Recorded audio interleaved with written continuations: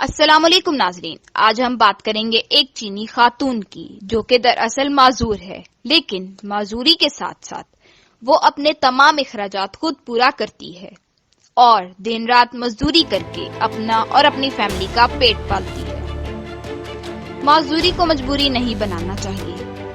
چینی قوم کسی بھی کام کو مشکل نہیں سمجھتی، اسی لیے ہی دنیا میں ان کا ڈنکا بج رہا ہے۔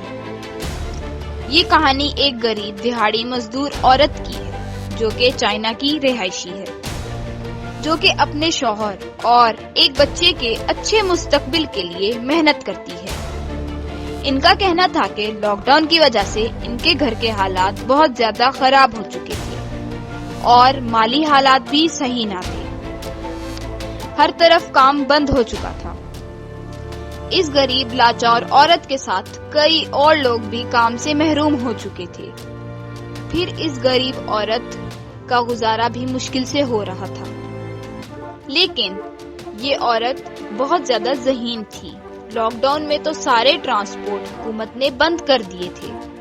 چائنا چونکہ ملک بہت زیادہ بڑا ہے، اسی لیے لاک ڈاؤن میں لوگوں کی ضروریات بھی بہت زیادہ ہو چکی تھی۔ لاک ڈاؤن کی بندش کی وجہ سے اس ذہین عورت نے سوچا کہ ٹرانسپورٹ کا متبادل کیا ہوگا، تو اس نے ایک سائیکل خریدنے کا ارادہ کیا کہ چلو اس سائیکل پر دور دراز علاقوں میں چیزیں فروخت کروں گی۔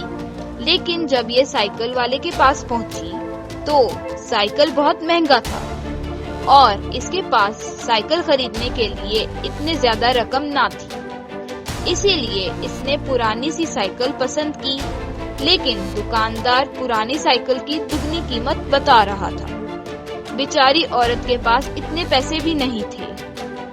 غریب عورت نے اس سائیکل والے کو اپنی مجبوری بھی بتائی، لیکن وہ آدمی بجائے معذور عورت کی مدد کرنے کے اس کی مجبوری سے فائدہ اٹھانے کا سوچنے لگا، اور اسی وجہ سے بیچاری معذور عورت وہاں سے نکل جاتی ہے۔ پورا دن پیدل چلنے سے اس معذور اور لاچار عورت کی طبیعت بھی خراب ہونے لگتی ہے۔ لیکن جیسا کہ آپ ناظرین کو معلوم ہے کہ چینی انتہائی محنتی قوم ہے اور چین میں آبادی کا سب سے بڑا حصہ کام کر رہا ہے۔ چینی ورکرز کا تناسب آبادی کے لحاظ سے دنیا میں سب سے زیادہ ہے۔ حتیٰ کہ یہ لوگ یعنی چینی حکومت قیدیوں سے بھی کام لیتے ہیں، فارغ بیٹھ کر نہیں کھلاتے۔ چینی جیلوں میں قید 15 لاکھ قیدی کوئی نہ کوئی کام کر رہے ہیں اور ان کی عورتیں مردوں کے برابر شریک کار ہیں۔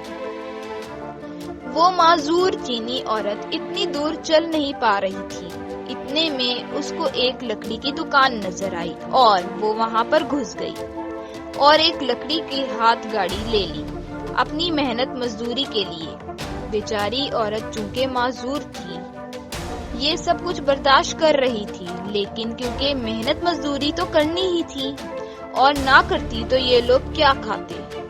یہ ایک ایسی غیرت مند عورت تھی جو کہ اپنے خاندان کے لیے ہر قربانی کے لیے تیار تھی، اور پر کما اتنا پا رہی تھی کہ اس کی کمائی صرف کھانے پر ہی ختم ہو رہی تھی۔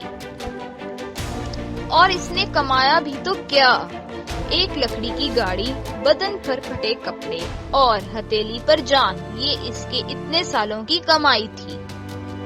نہ ہی اتنی دولت تھی، بھلے دنیا کی نظر میں یہ عام مزدور تھی، لیکن اپنے خاندان کے لیے کسی سپر ہیرو سے کم نہ تھی، جو اس مصیبت کی گھڑی میں مشکل امتحان میں اپنے آپ کو ثابت کر رہی تھی۔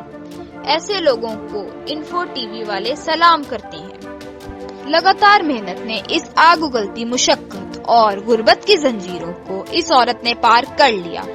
اس غربت کے سفر میں بہت سی مشکلات اس فیملی نے دیکھی، لیکن درد ایک ہی ہے۔ دوستوں، یہ عورت دن رات ایک کر کے مزدوری کرتی گئی اور ایک دن آ ہی گیا۔ اس نے ایک چھوٹی سی دکان کھول لی جو کہ اچھی جگہ پر ہونے کی وجہ سے چل پڑی، اور آہستہ آہستہ اس کے اچھے دن آتے گئے۔ آج کل یہ عورت اور اس کا شوہر دونوں ہی دکان پر بیٹھتے ہیں اور اچھا گزارا چل رہا ہے۔ روز کما کر کھانے والے لوگوں کا اور ان کے خاندان بچوں کا کیا ہوگا؟ کئی لوگوں کو تو لاک ڈاؤن کا مطلب بھی نہیں پتا ہوتا۔ لاک ڈاؤن کی وجہ سے انہیں جن مشکلات کا سامنا کرنا پڑتا ہے وہ ہم سوچ بھی نہیں سکتے۔ لاک ڈاؤن کا ایک خطرہ ہے، وہ ہے بھوک، اور یہ لوگ اس کا شکار ضرور بنیں گے۔